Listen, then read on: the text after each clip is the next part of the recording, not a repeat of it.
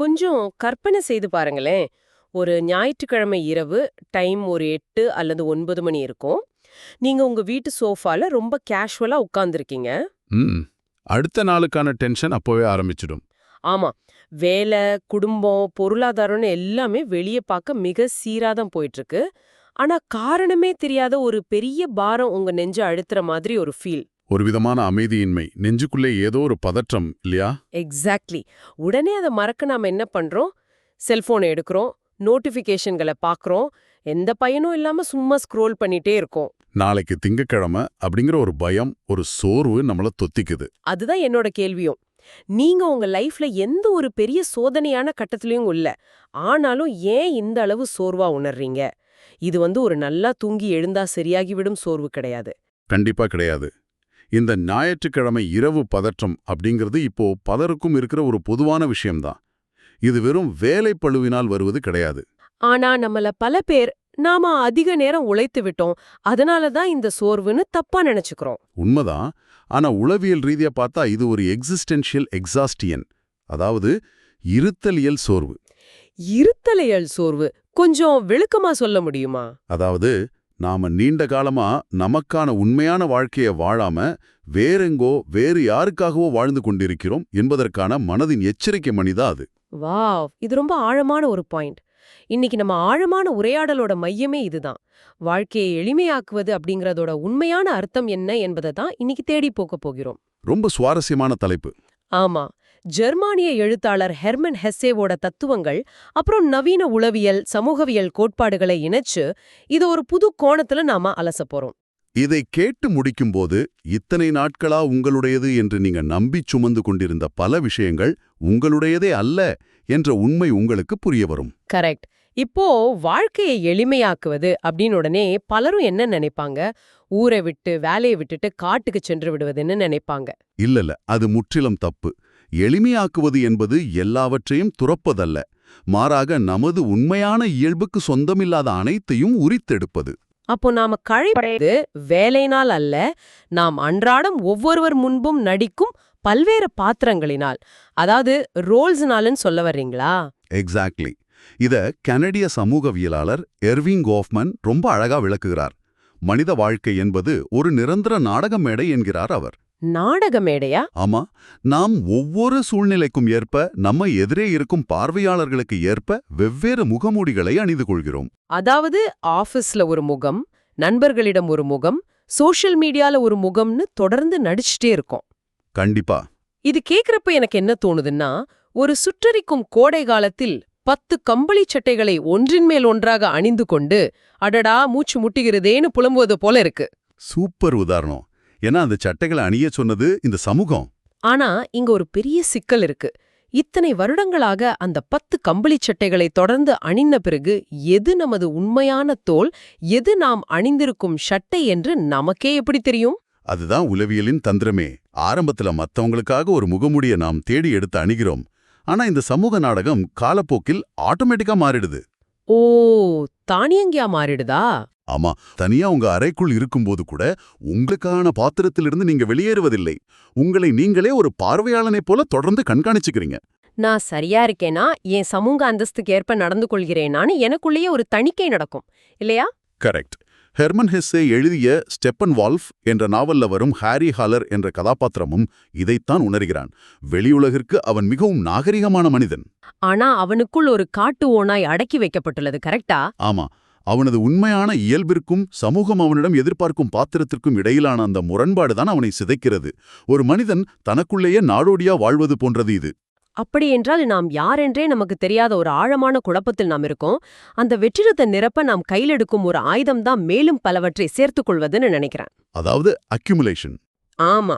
நமக்குள்ளே இருக்கும் அந்த ஓநாய அமைதிப்படுத்த புது காரு, பெரிய வீடு, அடுத்தடுத்த ப்ரொமோஷன்கள்னு தேடிக்கொண்டே இருக்கிறோம். இந்த மாயைக்குள்ளதான் இன்றைய ஒட்டுமொத்த சந்தை பொருளாதாரமும் இயங்குது. அதிகம் சேர்ப்பதே முன்னேற்றம் என்ற ஒரு பொய்த்தோற்றத்தில் நாம் வாழ்கிறோம். ஓ, இதுக்கு சமூகவியல்ல ஏதாவது விளக்கம் இருக்கா? இருக்கு.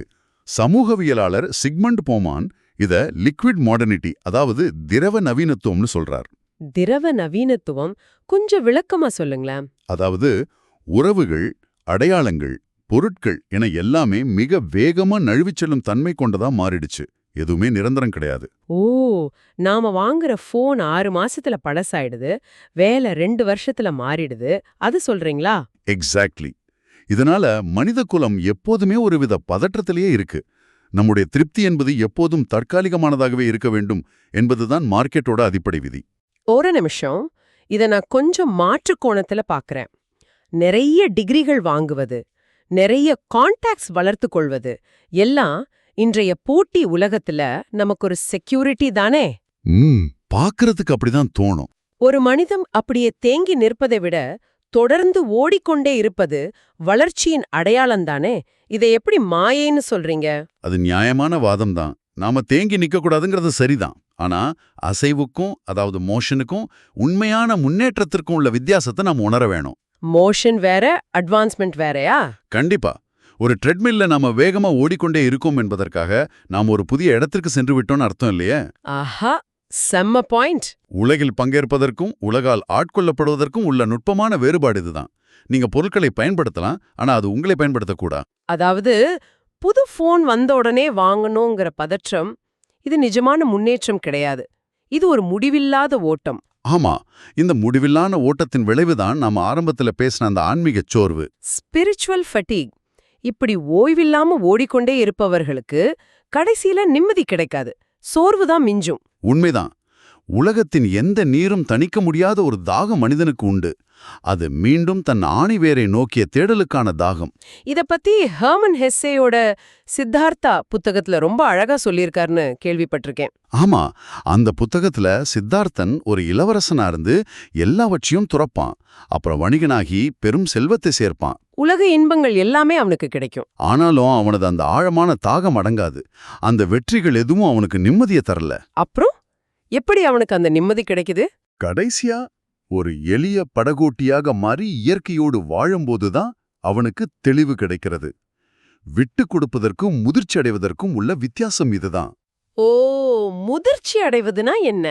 ஒரு திராட்சை புளிக்கும் கதையைப் போல எனக்கு இது கிடைக்கவில்லை என்று விலகுவதல்ல, இவையெல்லாம் எனக்கு தேவையே இல்லை என்று மனதார உணர்ந்து விலகுவது.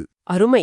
இந்த முதிர்ச்சி எப்போ வருதுன்னு பார்த்தா, அமெரிக்க உளவியலாளர் டேனியல் லெவின்சன் முன்வைத்த மிட்லைஃப் டிரான்சிஷன், அதாவது 40 முதல் 45 வயதுகளில் ஏற்படும் நடுத்தர வயது மாற்றத்துல தான் இது நடக்குது. கரெக்ட்.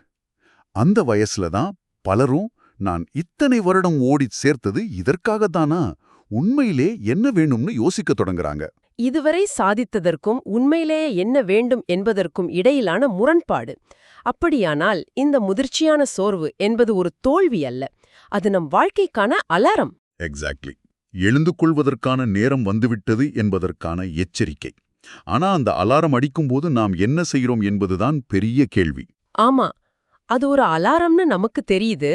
ஆனா நாம அதை விட்டு விலகத் தயாராக இல்லையே. ஏன்னா ஒவ்வொரு உண்மையான மாற்றமும் ஒரு விடைபெறுதலில், அதாவது ஃபேர்வெல்ல இருந்துதான் தொடங்குது. ஆனா மனித மனம் பெறுவதை விட ஒன்றை இழப்பதற்கு ரொம்ப அதிகமா பயப்படுது. இது எப்படி இருக்குன்னா, நாம் ஒரு மோசமான முதலீட்டுல நிறைய பணத்தை போட்டு விட்டோம் என்பதற்காகவே அதை விட முடியாமல் பிடித்து கொண்டிருப்பதைப் போல இருக்கு. ஆமா, இதத்தான் உளவியல்ல டேனியல் கான்மன் மற்றும் அமோஸ் ட்வெர்ஸ்கி லாஸ் அவர்ஷன், அதாவது இழப்பு தவிர்ப்புன்னு சொல்றாங்க. நன்மைகளை பெறுவதை விட இழப்புகளை தவிர்க்கவே மனித மூளை அதிகம் முனைகிறது. கரெக்டா? கண்டிப்பா. இதை எப்படி எதிர்கொள்வது? இங்கேதான் ஸ்டோயிக் தத்துவமான பிரிமிடிடேஷியோ மலோரம் நமக்கு உதவுது. செனிகா, மார்க்கஸ் ஆரலியஸ் போன்றவங்க இதை பயன்படுத்தினாங்க. அது என்ன பிரிமிடிடேஷியோ மலோரம்? நான் இந்த வேலையை விட்டால் என்ன நடக்கும்? அதிகபட்சம் என் சேமிப்பு கொஞ்சம் கரையும், சின்ன வீட்டுக்கு மாற வேண்டியிருக்கும்.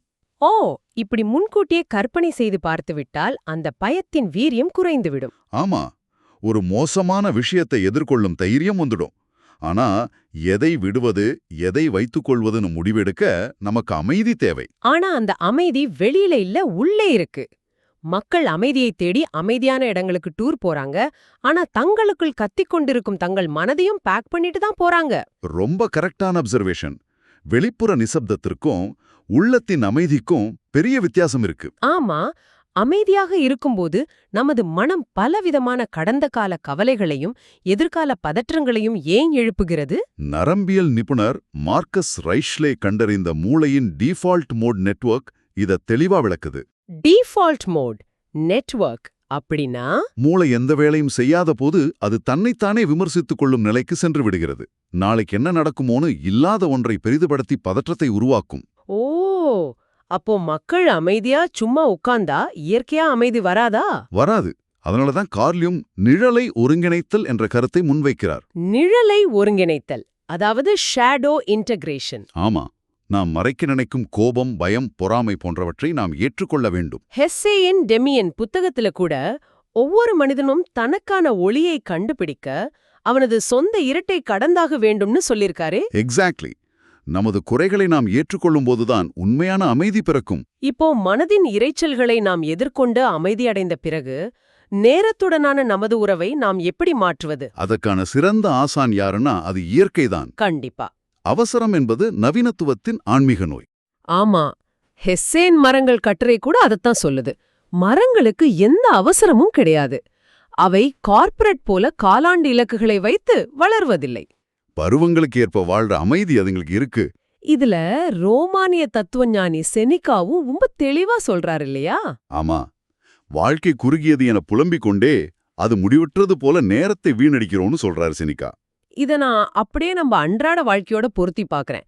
நாம் ஒரு அழகிய பூங்காவிற்கு செல்கிறோம். அந்த மரங்களை ரசிப்பதற்கு பதிலாக செல்போனில் புகைப்படம் எடுக்கிறோம். ஆமா, போட்டோ எடுத்து உடனே அப்லோட் பண்ணணும்.